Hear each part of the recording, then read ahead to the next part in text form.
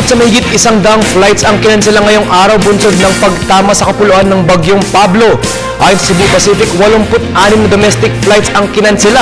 Kabilang dito ang 26 na biyahe patungo sa at galing sa Katiklan, 14 sa Cagayan de Oro City, 18 sa Davao City, 10 biyahe sa Butuan City, 6 sa General Santos City, 4 sa Dumaguete City, at 2 flight sa Cotabato City, Dipolog, Pagabian at Surigao.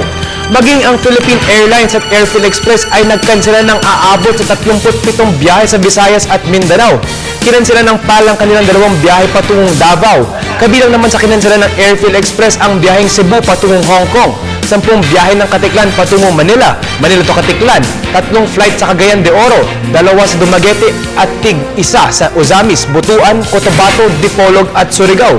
Ilang biyahe din mula Cebu patungo sa ilang lalawigan ng Visayas at Mindanao ang kinansela ng Airphil Express. Kaugnay nito, tiniyak naman ng mga airline companies ang pag-abiso sa mga apektadong pasahero at panibagong schedule ng biyahe.